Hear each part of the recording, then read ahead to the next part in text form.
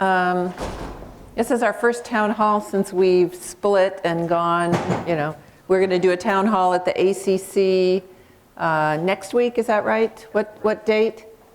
January 27th, that'll be on Friday from 12 to 1. January 27th from 12 to 1 at the ACC. So, and we're going to have a little different twist for each of the town halls, just kind of focusing in on some of their particular issues.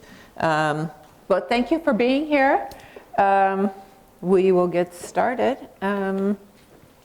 First, I want to do some introductions for some new staff and some acting staff. And if you're here, please stand up as I announce you. So Michael Choi is our new Chief Financial Officer. And some of you know Michael coming, from when he started many years ago. I don't know how many years ago, but he started as an intern here and moved up and through a number of different services and is now our Chief Financial Officer.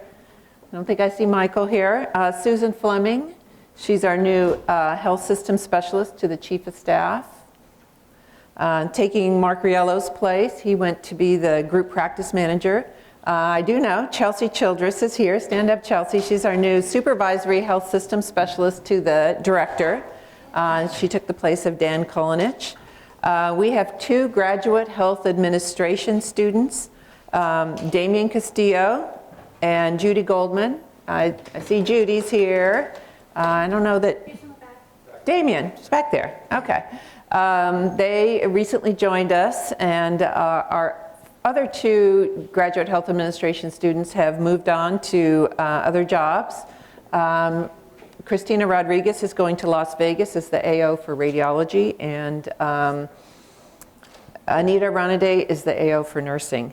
Kenneth Eigen is our new Chief of Facilities Management. Is brand new as of the beginning of January or the end of December, so we welcome Ken. And Sachi Murillo is the new AO for medical service. Sachi was in anesthesia and moved over to medical service. Sunita Perez is a new nurse manager in nephrology. I don't think Sunita is here. And Wade Habshi is our new public affairs officer. There's Wade there. You all know that Barb Frisbee retired after many years of diligent service here. So you won't see Frisbee Grahams. You'll see, I don't know, that we're not going to call them Habshi Grahams, but he's going to do them. Wade is. They're Loma Linda bulletins. And he's also working on doing a newsletter, electronic newsletter. So look for some new things with Wade being here as our public affairs officer. We have some great people here acting, filling in for some vacancies that we have. Travis Spears is the acting chief of EMS. I don't think I see Travis here. He is from New Jersey. Dennis Moore is acting assistant director. There he is, from Little Rock, acting for Prachi Asher. Sharon Tice from My Healthy Vet program is acting for the chief of voluntary service. And Dennis Morin in the back there, assistant chief of police, is acting chief of police. So lots of people to welcome. We really appreciate the ones that are here away from home, acting, filling in our vacancies until we can fill, and then certainly the new folks that have come in.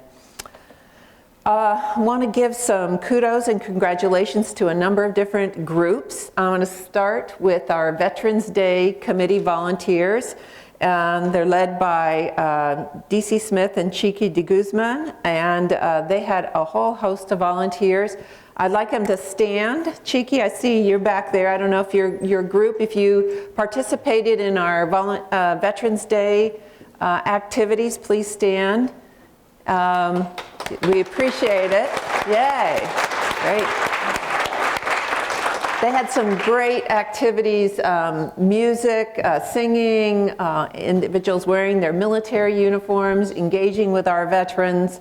Some really nice activities for us to honor our veterans during Veterans Day week. We had activities throughout the week, and we appreciate that. We are going to start planning for next year, so if you are interested in participating or have ideas, talk to Wade and he'll be getting that group together. Also want to recognize Nephrology Service. They put together a celebration, their annual celebration of life for the dialysis patients, or the nephrology patients. There was about 100 dialysis patients and their families that were here for a luncheon on the weekend. They had music from some of their, the kidney transplant recipient, and they had some testimonials. So Ruth Peters from Social Work Service coordinated that, and it was a very nice event. Also want to recognize the CLC staff. They recently had an extremely successful Long-Term Care Institute survey. They had no deficiencies, which is almost unheard of. So we certainly want to recognize them, the CLC staff, and it was a multidisciplinary team effort. Lots of people participated in that, so that was great. Also want to recognize our homeless staff, our homeless crew, for eliminating homelessness in veterans in Riverside County. And that is they've gotten to functional zero is what they call it, where there are no veterans, long-term homeless or chronically homeless veterans seeking housing that haven't been housed. Now certainly there are people that come in all the time, or people that have very short-term homelessness, but we have met the functional zero category for ending homelessness in Riverside County, and we're very, very close to ending it in San Bernardino County. And actually today at 2 o'clock we're having a kind of a congratulatory call with the secretary, the outgoing secretary of Health of HUD, Housing and Urban Development, to congratulate Riverside County on their success. So lots of work there. Also, I just want to tell you all how many letters and cards and comments I get from our veterans, really appreciating the care that they receive here. I get them through TruthPoint, I get them through letters, and want to let you know that your service really makes a difference, and we appreciate it. And veterans appreciate it. Want to recognize the Stroke Committee and their achievement of bronze status in stroke prevention. And it's to recognize their ability to apply up-to-date evidence-based treatment guidelines in improving the care of our stroke patients. A lot of effort went into that. Kind of shifting gears, I want to talk to you about the priorities for Veterans Health Administration. And you might say, well, they may change with the new administration, as you probably know. Dr. Shulkin, who is the Undersecretary for Veterans Health Administration, was selected as the nominee for the Secretary for the Department of Veterans Affairs. And these are his priorities. They have been his priorities, and although we can't anticipate what's going to happen with the new administration, our feeling is that these priorities will continue in the future. They're his. He's bought into these. He's going to be assuming, he's confirmed he will be the new secretary. So access is the big one. It's all about access and getting veterans the care that they need when they need it on a timely basis. So if you hear us, it appears that we're all focused about access. It certainly is. Employee engagement. You're going to hear more about that, but we want you to be engaged, employees engaged, and if we have happy employees, we have happy patients. We want a high-performing network, and that's a network of healthcare services for our veterans. So that's not only our healthcare that we provide, but our choice providers, and making a seamless healthcare network for our patients to get their care. The next thing we're going to talk more about is identifying and implementing best practices and innovations. That's a huge focus this year. And then just restoring the trust and confidence of our veterans in the healthcare system. So those are the big national goals. These are our specific things that we're working on this year here at Loma Linda. And the three big categories are improving the veteran experience, and part of that is improving the employee experience. And we are working on access and getting a patient the ability to get an appointment when they need it, and that they are satisfied with their providers. And we are being held accountable for our patients' perception of their access and how well they interact with their providers, their provider satisfaction. You know, the whole situation with Phoenix and the access crisis was about the numbers and whether, you know, how many veterans were waiting for care, and there was a lot of confusion around the numbers, lots of problems with data. So they're no longer really measuring access based on those numbers. They're measuring it based on veteran experience and veteran satisfaction. And they're completing their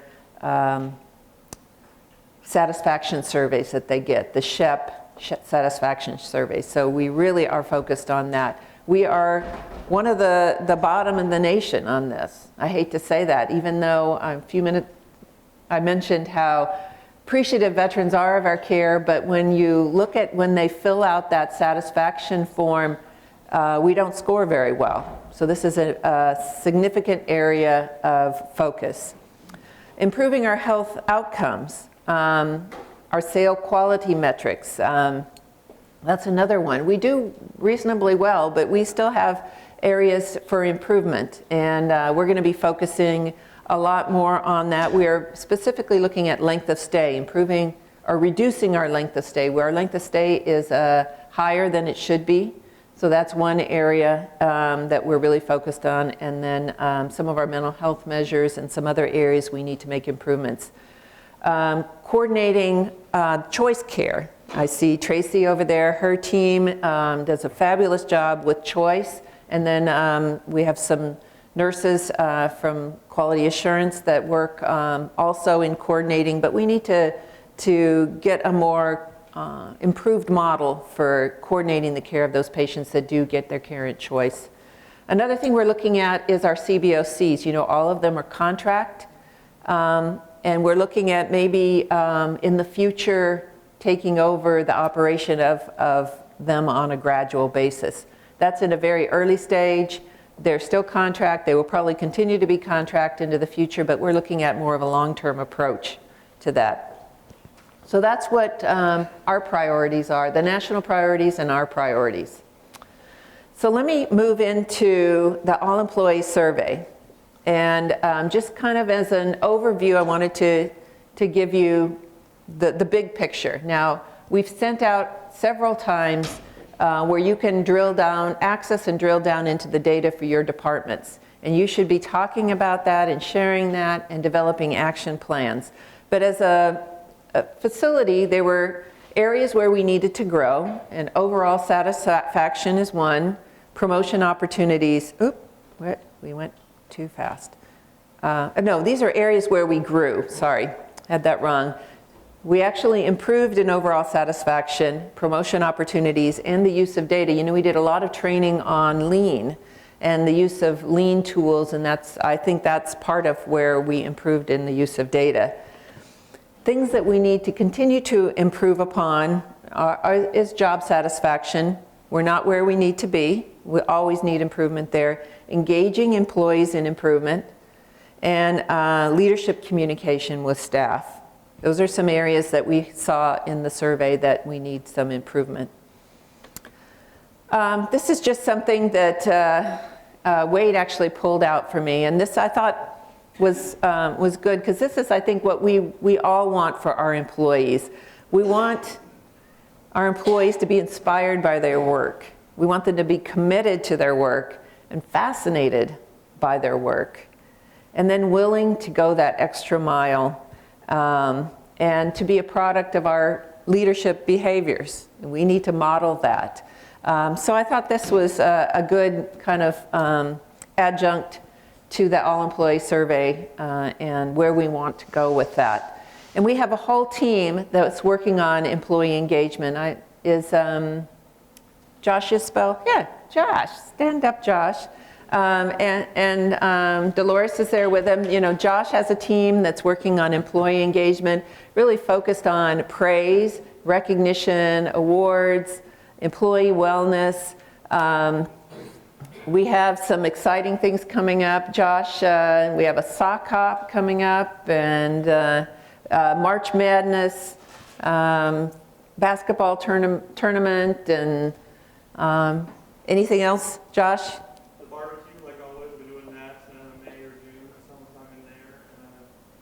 Really, that's all on the plate right now. The barbecue, we had some things around the holidays. So if you want to participate in that, talk to Josh. I see Dolores there with him. She's really coordinates the all-employee survey. We did a fabulous job in getting the turnout, one of the highest in the country, and really appreciate that. So we will continue to work and improve our employee engagement, satisfaction, and hopefully continue to see improvements in the all-employee survey. I'm going to turn it over to Melissa. She's going to talk to you about the Daisy Award. I think that's working.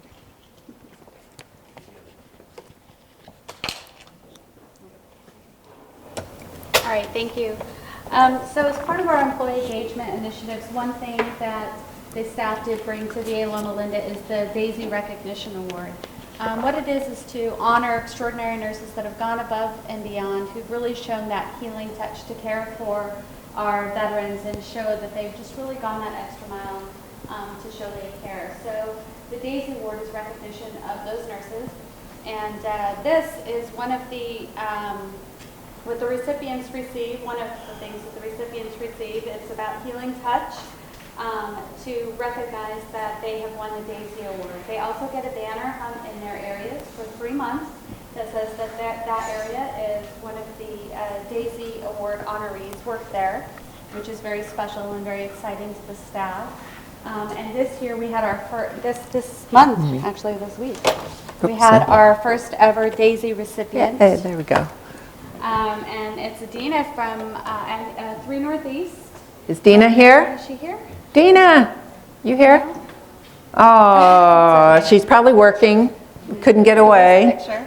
So Dina, a very lovely, touching story about her comforting a veteran during a procedure was read, and she was honored. Chamberlain College of Nursing donated Cinnabons, which is part of the Daisy recognition. The organization that started Daisy was due to a patient who had an illness, and his favorite thing to eat was Cinnabons. So you'll see Cinnabons flying around. You're going to see daisies everywhere. The award winners get a daisy pin that they get to wear. Only the award winners get those. So it really is a great engagement tool. You want to mention how you can nominate somebody? Oh, thank you. So you can nominate any Daisy by going to any MSA at any check-in area. You can go to nursing service. All the MSAs have a form. On the form, it has who you can give it to. You can give it to Charlie or you can give it to Lisa. Their names are actually on the form. You can bring it to nursing service or you can hand it back to the MSA. So any story, we love storytelling, anything that a nurse has done to go that extra mile, or something that touched you or touched a veteran, or a story that someone tells you about something someone did, write it down and nominate them. Okay, great. Well, I'm sorry Dina couldn't be here, but we had a wonderful ceremony yesterday. Now I want to mention another award, and that's the B Award. And that stands for being exceptional every day, and is given every quarter, like the Daisy Award, to non-nurses recognized for their exceptional service to our veterans. And in the same way, you can write a nomination and recognize non-nurses for their service. And Allie Cagle. Is Allie here? Allie from Pharmacy Service won this past quarter. So we certainly recognize her and Dina.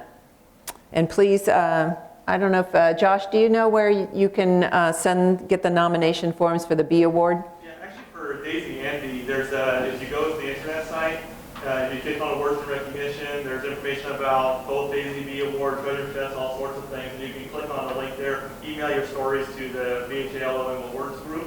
It's actually VHA LOM Awards at VA.gov. we'll get those stories, the committee will review them, the ones that are belong to Daisy will send to the Daisy committee, and the ones that, for the B award, we'll review, and with the director's approval, we'll bring it forward. So, It's VHA LOM Awards, AWARDS@va.gov. so just for those tuning in on the video later, you can, there's a website and then a VHA LOM Awards email group. Yes, if you go to the website, there's a link. You can click There's a link on the website, It's on the SharePoint site. SharePoint site. Okay, great. Under staff resources. Thank you. All right, the next piece I mentioned priority on innovations. We always want to innovate and improve and grow. And we have two innovation coordinators. Momo Wu and Deanna Callahan is also helping with this in serving as our innovations coordinator. We are a funded innovation site for one of 9, I believe. 22. Oh, shoot. I thought we were 9. Okay, 22. Anyway, it's still very prestigious, and we've been selected to do innovations, and I'm going to have them come up and tell you what their projects are. Oh, yeah, take that.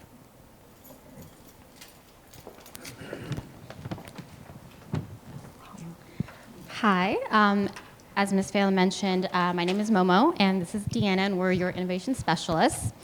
And as you know, as members of the healthcare field, our industry is changing, as is the VA. And if you have looked into the history of the VA, you should know that the VA actually has been a leader in innovations. Unfortunately, that has not been our reputation in recent years. But fortunately, Dr. Shulkin, who Ms. Phelan mentioned recently, or just now, believes that the VA can and should be a leader in innovations to ensure that as our industry changes, our organization is ahead of and leading that change. So he actually spearheaded this program, the Innovators Network, and we are proud to say, as Ms. Phelan just mentioned, we are one of 22 sites in the whole VA to be a part of it. So what this means is that we have special access to grants, training, and national resources to develop new ideas and processes, to test them, and to make them into reality, and to share them with other sites. Studies have shown that the best changes, the ones that provide the most value and stick the best, are those that come from people who are involved in the day-to-day work. So what we're asking of you is to think about your work, how you go about doing your work, and see if there's a new thing or a new way that could make the service that you provide to our veterans better. What Deanna and I will do is work with you to refine your new ideas, help you get access to the resources from this network, and turn it into a tangible product that can have a real-life effect on the people that you work with and the people that you serve. So this is our first year being a part of this network, and we have had 6 great applications that were submitted from our site, and these will be competing against 300 other applications for these grants. We will know by March which applications will be funded, and the teams will continue to work on their projects the rest of the fiscal year, and it will culminate in September when the teams will present to the Secretary of the VA himself. We'd like you to be a part of this process, and the program will be accepting new applications again in October. So start thinking about your work and the work that you're involved in on an everyday basis and the innovations that you want to bring to it. I'm going to hand it off to Deanna. So this next slide shows a summary of the applications and their proposals. At this time, I'd like to recognize and thank them for submitting their ideas. I see Dr. Hall, I see Shane, Richard's part of the team. I saw TJ earlier. Mark, you're out there. I'd like to just say thank you for submitting and participating in our program, and I'd like everybody to give them a big round of applause.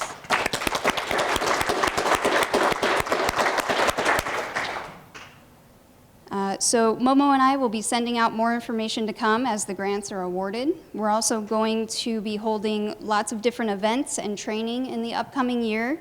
You can find more information on our webpage, which is the bottom right-hand link on the main intranet site. And just start thinking about those ideas and give Momo and I a call to talk about them, or if you need any help navigating the process. Great. Thank you. All right, great, thank you.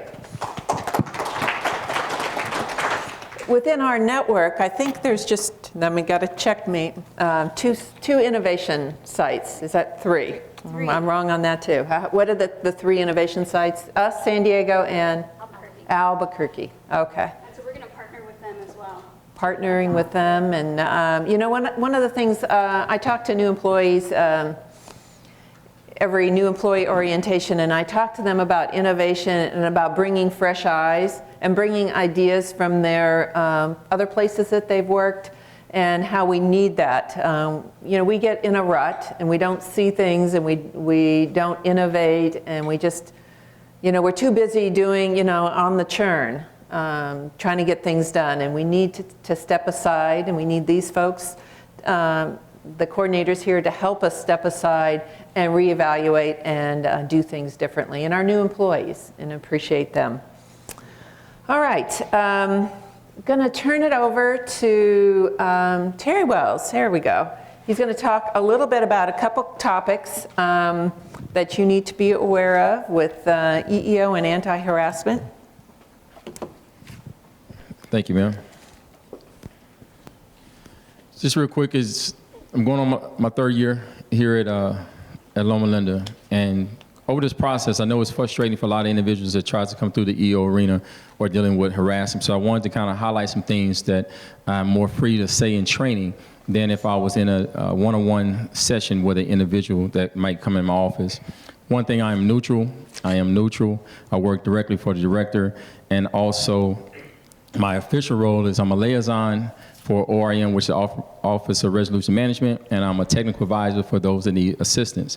That being said, when we're dealing with harassment or anti-harassment, you have two forms, platforms you can come in. You can come in through my office, or you can contact the 1-800 toll-free number and contact VACO directly if you feel you've been harassed. But harassment in itself is simply put, is unwelcome, unwanted treatment. Unwelcome, unwanted treatment. The EEO law defines harassment as personal slurs or other degrading or insulting verbal or physical conduct related to an individual and EEO protected categories. Reason why the EEO protected categories, we're still dealing with harassment, is because a lot of times events that's unwelcome may be based off of the age, color, race, religion, natural origin, disability, sex, sexual orientation, transgender, age, over 40, disability, natural origin, and reprisal for prior EEO activity. So the key is that since the EEO process, it actually right now is still averaging over 2 years until you get to a federal judge to render if there was a true finding on the agency or not. So that's why they have the harassment element. So we're trying to encourage to make sure you're aware that there are different avenues. So simply put, if some unwelcome treatment is happening to you, we want to make sure that you report it timely to your supervisor. Because when it does manifest the behaviors anywhere in the process of your actual day, if you timely submit it to your supervisor and the supervisor does appropriate inquiry, hopefully you can have corrective measures that in place prior to having to file an EEO complaint. So when you report it, you want to make sure, common sense, that you clearly tell the offender that the behavior is unwanted, unwelcome, and unsolicited. Simply meaning, because a lot of times people make slurs, comments, and jokes in a routine manner, and no one says anything. So just because they're not saying anything don't mean they condone it. But you should owe the individual to clearly tell the individual what behaviors that's being displayed. One simple method I use is somebody's telling a joke. You say, well, what do you mean by that joke? Or what do you mean by that statement? And at that point, they normally say, I'm just playing, or I'm just joking around. At that point, you can tell the person, well, that joke is not funny to me, and tell them how it impacts you and the behavior you want to change. So again, we encourage you to tell the person directly, the supervisor, the chain of command. If it is a chain of command, that chain of command always has somebody senior to themselves. And then also the EEO office, which is myself, HR, Human Resources, always reach out to them, your union, and then again, as I mentioned, the Anti-Harassment Office. So now when we deal with EEO-related issues, meaning these are things that the incident or the event is so severe and the person believes it was based off of age, color, race, religion, as aforementioned. Most people, when they walk in my office, they actually, when I have asked the question, do you believe it was the event or the incident was based off the protected categories, 99.9, they say no. but they did not feel they had another venue or platform to address those situations, which I'm gonna discuss on the next slide. So that's the only thing I'm emphasizing on, is the less severe the event is happening to you, then you have to wait on the frequency. The more severe or egregious that the act happens, then you might have an EEO case. And again, at the end of the day, is a federal judge at the 2-year end saying that yes, there was a finding, or there was some type of discrimination. So again, same thing, clearly tell the offender that the behavior is unwanted, unwelcome, and unsolicited. Because remember, we deal with sexual harassment, still unwelcome, unwanted treatment, but sexual harassment might be welcome. So you need to clearly tell the person those behaviors, those touchings, or those comments in the windows are definitely not welcome. And then the most important thing you need to realize is 45 calendar days. 45 calendar days, if you feel that you have been discriminated against based off the protected categories that you see on your slide, you have 45 calendar days. I get a comment always talks about the holiday. Holiday is on the calendar. So 45 calendar days. And the last bullet on there, VHA as a whole, and this was just from a national call I was on last week, only received 3 to 4% of findings VHA wide. 3% of the case, and that's typically reprisal and disability. So that's why, again, in this setting, I'm trying to encourage individuals that if you really believe that there is an issue and it is not egregious or malicious, to make sure that you use all your avenues to address your situation, which is, again, your union negotiation grievance procedures, your Congress, of course, Office of Special Counsel, VA disciplinary appeals, Office of Inspector General, and the Meritorious System Protection Board. A lot of these have arenas that can timely deal with your situation in a more timely than waiting on 2 years to find out that you was in the wrong arena. And then lastly, the reasonable accommodations. Anytime you have restrictions or limitations that you find yourself in, you have Cynthia and also Joshua Isabel. This is over our reasonable accommodation process to assist you through the interactive process of trying to address your physical needs. And that's my slide. I just want to make sure my notes. All right. So that's it. So the only thing I can leave you with is make sure that you're following what I always submit to people: laws, directives, and policies. Management, make sure your business reasons are based off of law, directive, and policy. Then we only have to discuss the methodology of how you implement it.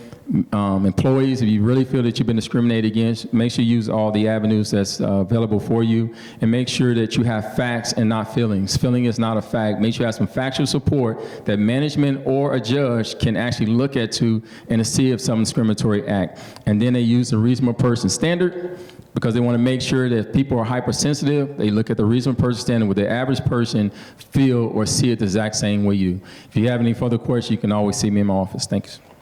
So thank you, Terry. Good reminders. You can leave it on. It's okay. Okay. All right. I'm going to have Dennis Morin, our acting chief of police. Oh, okay. Dennis Moore, our acting assistant director, is going to talk a little bit about safety and security. You know, that's a continuing theme amongst our employees. They're concerned, what are we doing about safety, security? And we have a number of things that we want to tell you about. Well, thank you. Oops, is this on? I think so. Can you hear me? Oh, no. I got a big mouth. No, well, it's got to be Okay. there. Not that big. Well, Dennis Morin, are you in the back there, bub? You're kind of dark.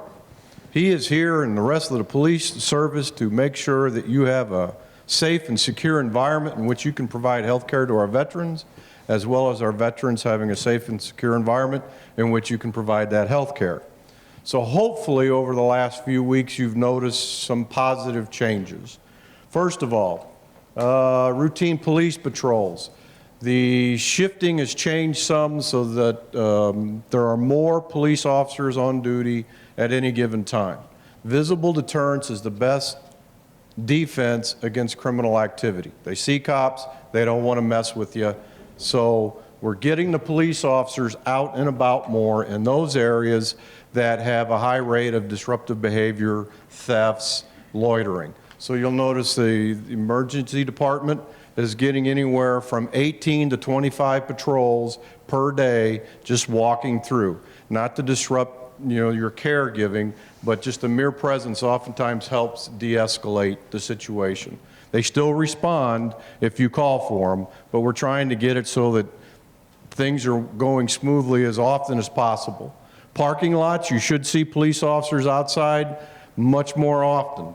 You're looking at about 16 hours now of vehicle patrol every day. Again, letting people know that may have some not so nice thoughts or desires towards employees and veterans, that there is a safety mechanism here. Police should always be outside in patrol and on foot patrol during major shift changes so that we can protect you guys, and then be looking out after any other times people aren't sleeping and hanging around. 2 Northeast, it's a psych unit. Sometimes there's violence there. Having police go through on a periodic basis hopefully keeps that down to a smaller level. And you have police officers at the ACC, so they're there as well to make sure that you guys are safe and secure. Computer duress alarm systems, it's called Lynx. Here soon, you're going to see some red things if they're not already on your keypads. It'll be tied to your location so that if you don't feel safe or secure, you're being threatened, you push some buttons and it lets the police know that you need help. The first place that they're looking at doing that is the Valor Building in Audiology. That's projected to be activated the first week of February. The next area is 2 Northeast and the Eye Clinic, hopefully by the first week of April. And the whole process, to include the ACC, hopefully will be done by August of this year. Disruptive behavior, police are tracking and starting to do metrics on where the most disruptive behavior occurs so that they can adjust their patrols, hopefully to that location as well as that time. The only way they can do that effectively is if you're the victim of disruptive behavior, that you report it to police and the Disruptive Behavioral Committee so that steps can be taken to help mitigate that. Somebody keeps acting up, they can be put on an alert, maybe have to be escorted. The whole idea is veterans get their care, but staff isn't in fear when that happens. Fence, if you've noticed at the main campus, about 3/4 of the area is fenced. I believe we've requested funding so that we can finish that off. The whole idea there is kind of control access to your hospital during the days. Obviously, the gates are open so people can come and go. When the hospital isn't open as often for patient care, police will be outside and they will be locking the pedestrian areas. So you'll be able to drive in and drive out at all the time, but when we're not open for normal business, then that will be locked up. So it forces people to come through 2 locations. It allows police to be able to better monitor those areas. And in the unlikely event that something were to occur, there's really only 2 ways out, so police can go to those 2 locations and then you catch them. So they're locking those gates at 6 p.m. and they're opened at 5 a.m. and then weekends and holidays, they're locked the whole time. Let's see, soft target email. Oftentimes you hear about how hospitals are soft targets. Most hospitals don't have armed police officers. You all are not, the VA is not a soft target. And that doesn't mean you're 100% safe, but where is? You know, people break into your house, right? So the VA spends millions and millions of dollars to try to provide the most safe and secure environment that they can for you. So by having the cops outside, by putting up the fence, there's a new camera system going in that should be completed this year, correct? Yes. So that we can have better visibility, identify issues before they become issues. You're going to have the link system. You are not a soft target. But security is everybody's responsibility. When you see something that doesn't seem right, see something, say something. It's not wrong to call your VA police, who are here for you, and say, there's somebody walking around and just makes me nervous. They can come on out and say hi to the person. Maybe they're lost, and then VA police will help them. If you're a night shift person and you don't feel comfortable walking outside by yourself when you're going to your car, VA police is here for you. Call them up, ask for an escort. Normally they'll be right there. Now if they're responding to a disturbance, it might take 3 or 4 minutes, but they're there for you. And the same thing for our veterans as well as their family members who are here. If they don't feel comfortable going in and out, well, we're here for them. Great. If you have questions, you have a chief of police in the back. Thanks. So we'll take questions at the end, so thank you. Just a little bit about Mr. Moore. He is a VA police officer. He's with the Training Academy in Little Rock, who's here serving as our assistant director, but he not only was able to articulate this, he lives this and teaches this and is engaged in security and safety in his regular job. All right, just a couple announcements. You all deal with our veterans every day, so wanted you to be aware that there's some pharmacy copay changes that start on February 27th. And it's mainly for non-service connected or people less than 50% service connected. You can see, the current copays. It's 8 to 24. The new copays are generally a little lower. There's 3 tiers of medications. The highest tier, the name brand, can get a little bit higher than the current copays, but in general, it'll be a reduction. So we don't see there being that big of an impact with our patients, but wanted you to be aware of that. If they say, what's going on, my copays have changed, we want you to have that information. I think, someone here from pharmacy?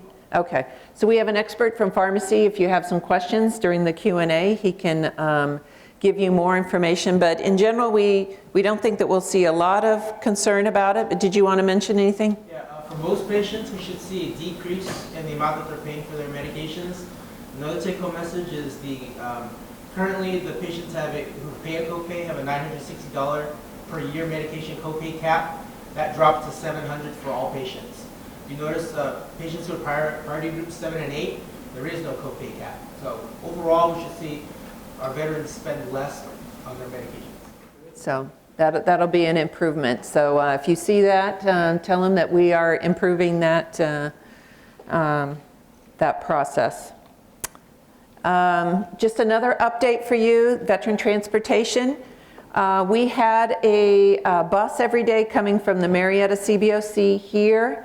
We've changed that route to pick up more veterans. We weren't getting the ridership from the Marietta CBOC. We are now picking up at Hemet Valley Mall, going through the Paris Transit Center to Marina Valley Mall, and it leaves in the morning, comes back in the evening. We also just started a Victorville transportation route.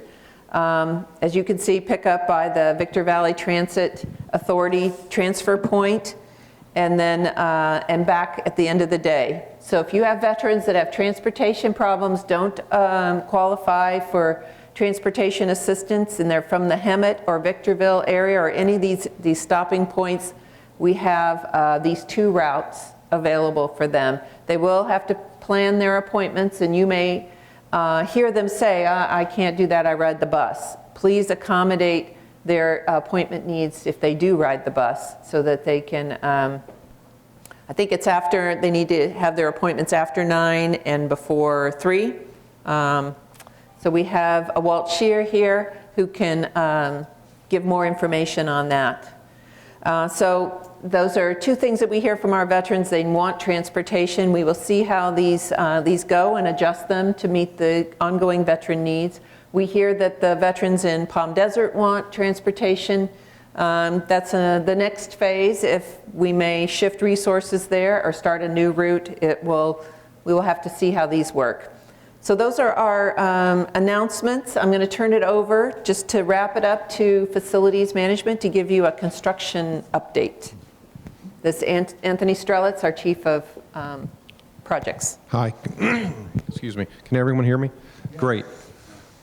So I'll make it very short. I'm going to try to interject a lot of strategic information, not get into every individual project, even though I have the slides here. First of all, we're doing about $20 to $30 million worth of work right now on this campus. You can see there's a lot of construction going around. We also are supporting things like developing out at the March Air Force Base, as well as with doing a lot of TIs at the new ACC. We get a lot of money for minors and NRM, non-reoccurring maintenance projects. So those are like your $1 million plus projects. We have approximately about 30 of those type projects. And then we also have a lot of station projects. We're literally about 50 station projects. They are the ones that are prioritized by the ELB, and we execute those throughout the year. Right now, we're in the middle of doing all the upgrades for the post-AC transition. So we're all about the around the hospital making upgrades to spaces that we're moving people into. Some of the key projects coming up right now, the Cancer Center, we're at the tail end of activation. We're looking to move medical oncology in there this February, and that'll be a great new facility for that. So that'll be a great new thing. That will be opening up for Southeast, which you'll see as another project. Outpatient pharmacy, we're activating that as well, and Phil is very happy about that, and Dr. Wong. We should be looking at about the March timeframe for the activation of that. We've already received the building, and we're basically putting all the equipment in there. There are two projects, but this is the first portion, which is the southeast phase of the ICU, which is what the SICU will be moving into, progressing very well. The first phase should be ending this February. We're already in the second phase portion of this. When I say phase, it's 1B. It's the actual room, and we're on the cutting edge on rooms too. We're bringing telemetry, we're bringing new equipment in there. We're also studying things with light and sound and environment that are going to improve the patient experience. So hopefully those numbers will be going up with that. And then the new CLC, we broke ground. So that's going to be the new, we've finagled a little bit, that's the new rehab center. We have 14 beds. We're going to, well, it says 13. We're going to be moving into there and eventually also be building a gym that'll be added on. The emergency room, we have just went out for a second solicitation. Quite a extensive project, and we're very hopeful that we should be having an award for this in May. And we'll be moving into there in the ED. It'll be a 15-month process because there's two major phases to it, and we're progressing well on that, so more to follow on that. And the eye clinic is the last of the minors. It's going solicitation right now along with ED, and that'll be another state-of-the-art and also encompassing some of the new best practices and efficiencies and things. Work very closely with optometry and ophthalmology on that and Dr. Smith's team. For Southeast, we move out of there with medical oncology, and this is the beginning of our ward upgrade program. We are going to be looking at improving the patient experience, again, implementing telemetry and all the other aspects of patient experience improvements, also efficiencies for the nursing staff and how they engage with the patients, as well as the caregivers, the families, and how they're integrated into the three-pronged process of the patient, the clinical staff, and the families. Right. All right, and then this is the second phase. I won't get into that. That we're going to be starting in February. So the whole southern wing of the second floor will be shut off, and in about a year, you will be seeing a whole new ICU, consolidated ICU, where the CCU, MICU, and SICU will all be there on one floor. Okay. All right, great, thank you. So lots of construction activity. When I talk to new employees, I say, about how this facility was built for 27,000 veterans, and we're now treating 75,000. That's why we got the new building, so we could move over those services over to the new building, but then start this domino, all these construction projects, 10 or so construction projects to rehabilitate this space, to modernize it, and to do all those things that we've been waiting on to do, to modernize and improve and provide improved space for our staff and our veterans. So very exciting, but continued some inconvenience for those of us that are here and for our patients, but well worth it. That's the end. We have time for questions or comments. Let me just first, Shane, did you have anything that you wanted to mention? Dr. Evans, Melissa? No? Okay. Any questions? Questions? No? Okay, for those of you that are watching this later online, certainly can ask questions through Ask the Director program.